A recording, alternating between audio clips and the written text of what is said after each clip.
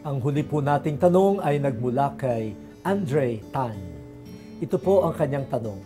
Bishop Tagle, brothers and sisters, gusto ko sanang maitanong sa inyo and ask your opinion regarding genuflecting first when receiving Holy Communion.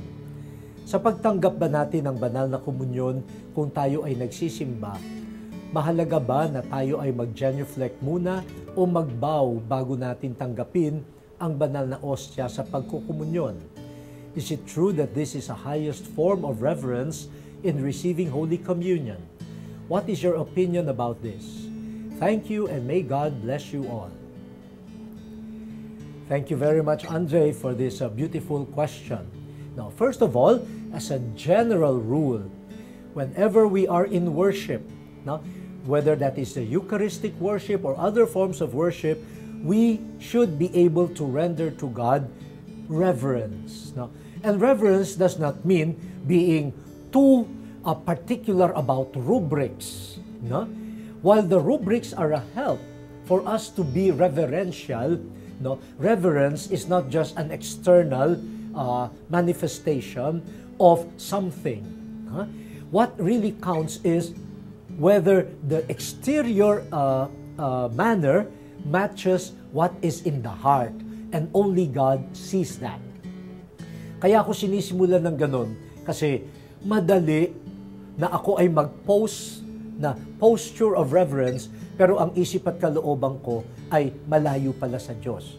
So bago natin pag-usapan yung external reverence, I'm warning you and everyone, God sees the mind and the heart. No? God does not only look at the external manifestation. So let our hearts really be reverential and let the heart's reverence flow into an exterior or external manifestation.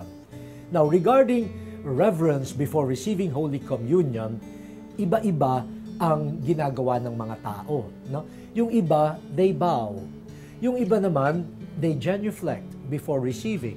At a time when nakaluhod pa yung mga nagko-communion, remember the communion rail, there is no need for genuflection or bowing kasi talagang nakaluhod na.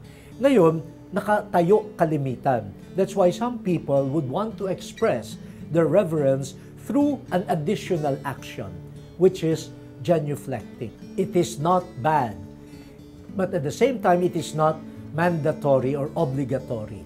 Ang mahalaga, no, ay if you want to show reverence before receiving communion, do it simply, do it with genuine or sincere intentions. Do not flaunt it, no? Na parang you're drawing attention to yourself. And sabi ko nga, let it come from the heart.